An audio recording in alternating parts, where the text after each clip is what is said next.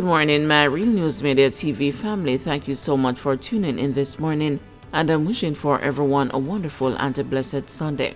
And in the news this morning for April 7, 2024, man shot and injured at a popular Montego Bay club.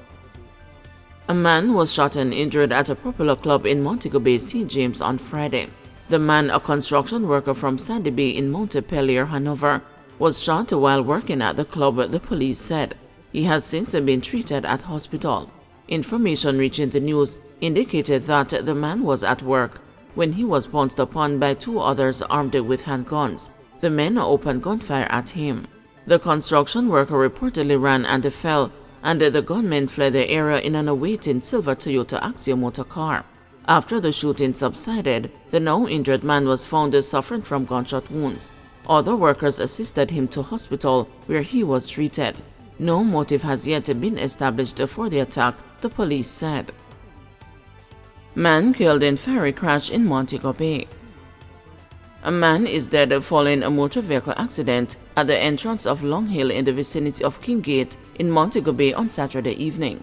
It is understood that sometime after 7 p.m., a Nissan Pulsar sedan being driven by the now deceased slammed into two sections of a wall along the roadway before bursting into flames shortly after. It is not immediately clear what caused the car to get out of control. The driver, who is believed to have been the sole occupant of the vehicle and whose identity has not yet been ascertained, remained trapped throughout as the flames burned through the car.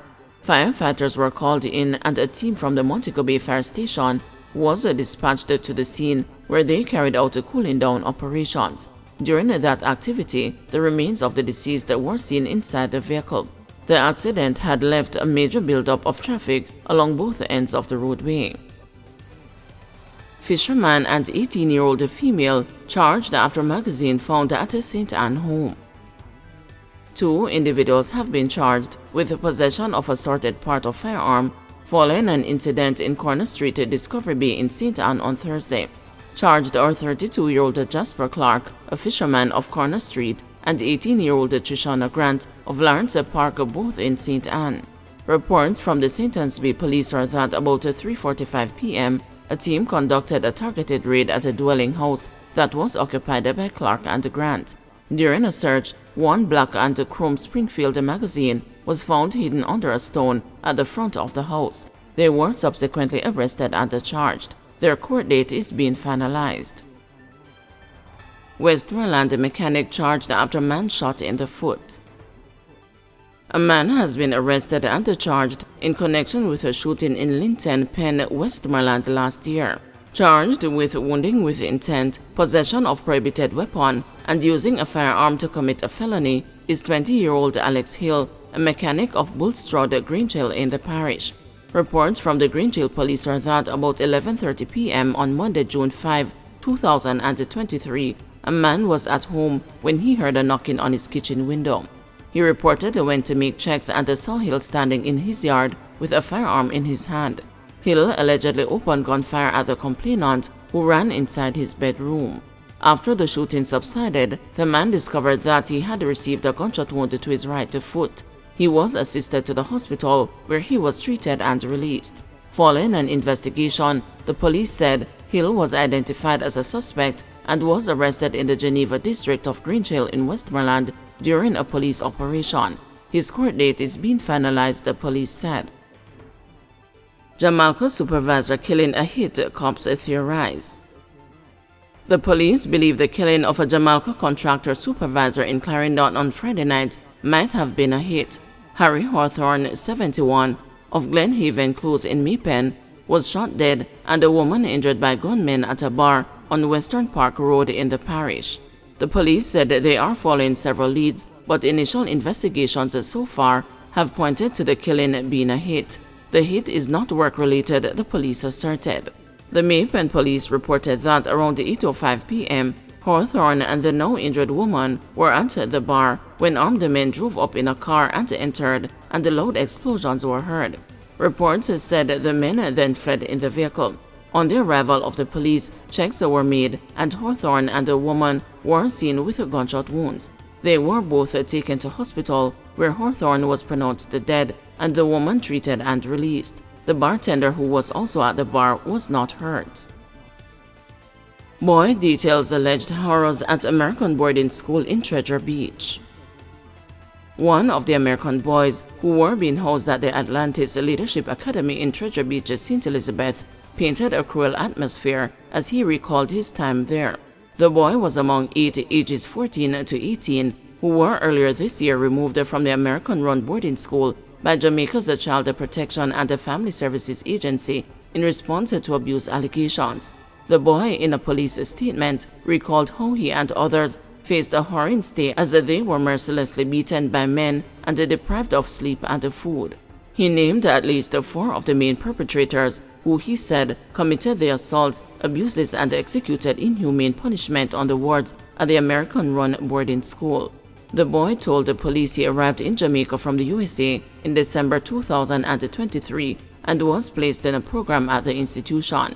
He said that the morning following his arrival, he woke up and saw a ward being beaten. He also allegedly witnessed other children being constantly abused verbally and physically. In his statement, the child said having witnessed the level of abuse, he made plans with another ward to escape. In their execution of the plan, the other boy was caught at the gate. He revealed he made it through the gate but was later caught on the beach nearby. He said he was punched and kicked to his body by the man, who also squeezed his neck and placed his head underwater, thus preventing him from being able to breathe. He alleged he was also beaten in the face, which resulted in blood coming from his nose and mouth. He said he was taken back to the academy, where he was allegedly beaten, waterboarded, punished, and deprived of sleep for 4 consecutive days and nights. He said one man hit him regularly. The wards the child told the police were sometimes deprived of food. Others were forced to undergo numerous abuse and inhumane punishment regularly. The boy said that the children were manipulated and set up against each other, which resulted in regular disputes and fighting among them. He said that the children were threatened by staff on occasions. They were also allowed to fight physically, he reported, and the winner congratulated.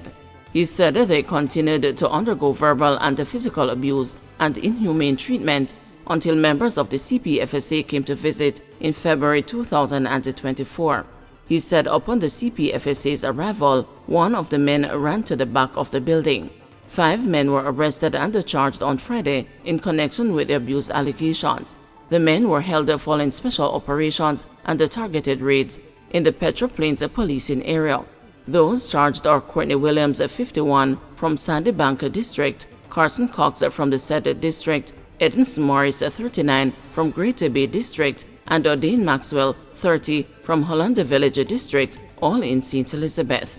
Also charged is 23-year-old Damian Herrera, a footballer from Gordon Penn in Spanish Town, St. Catherine.